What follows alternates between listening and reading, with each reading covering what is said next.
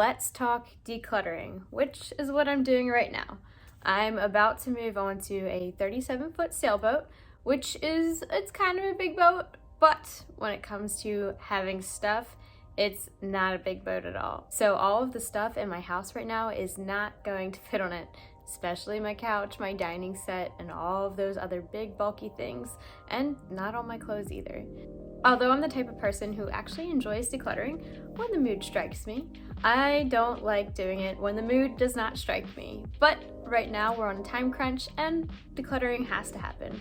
And of course it's lined up with when I'm not in the mood to declutter. I know I'm not the only one out there that needs to declutter. Although maybe you're not moving on a boat, you need to get rid of some things. So let's go through some tips to make the decluttering process less painful and less overwhelming. The first tip: tackle one space at a time. Instead of running all over your house and getting distracted and scattered, focus on one area, whether that's your bedroom, the kitchen, the dining room. One space doesn't even have to be an entire room. It can be one area of a room, a corner, a table, a countertop. It all depends on your level of clutter and how overwhelming it feels. So pick one space that feels manageable for you and then move on to the next space when you finish that one.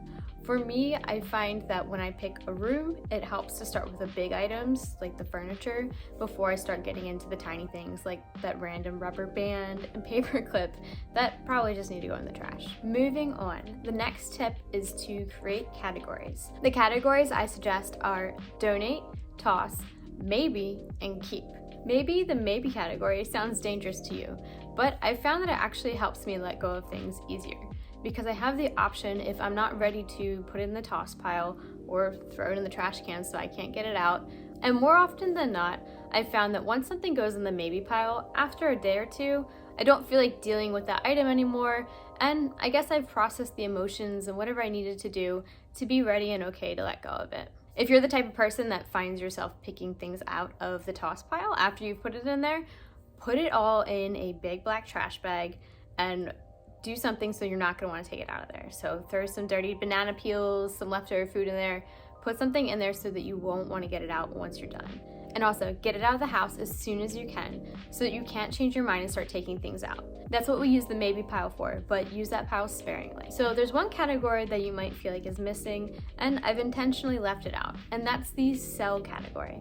I've left out this category because if you're not motivated to do all the work that it requires to sell, you're going to end up keeping that clutter forever because you're going to sell it one day, but you never actually ever listed and you don't deal with all the people you got to deal with on Facebook Marketplace or Craigslist or wherever it is that you sell things.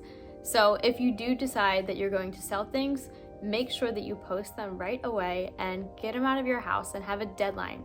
So if someone doesn't buy your item by a month after you post it, make sure that you have a deadline that you're either going to donate it or toss it after that month passes.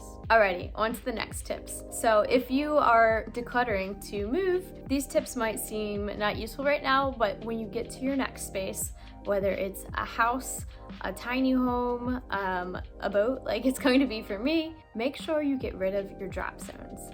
What's a drop zone? A drop zone is that place when you come in the house, you throw things. You throw your keys, you throw the mail, you throw that bag that you brought. It's just where everything accumulates and it stays there in a pile. Get rid of those spaces. Make sure that you have a specific spot to hang your keys, somewhere where you put things when you come back. If you have to have some type of drop zone, keep it contained with a basket. And I don't mean a basket that's the size of your house, the size of your body.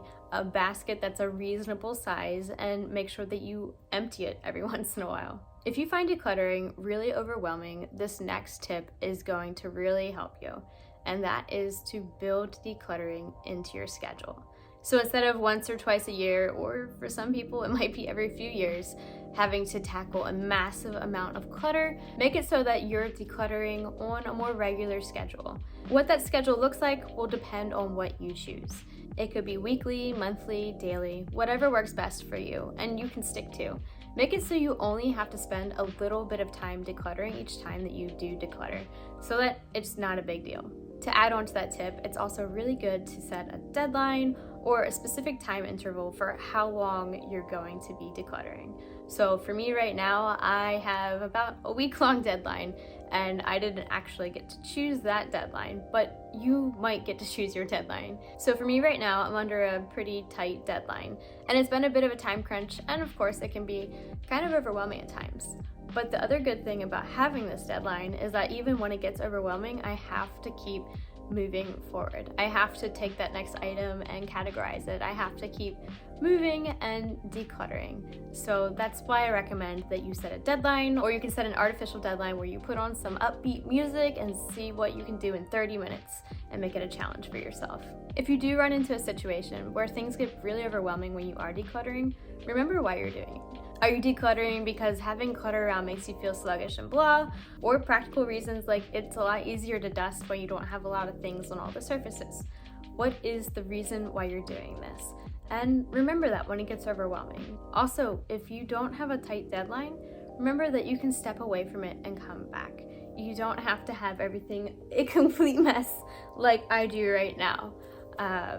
It won't be a complete mess forever, but it's a complete mess. You don't have to rip everything apart to declutter in most situations.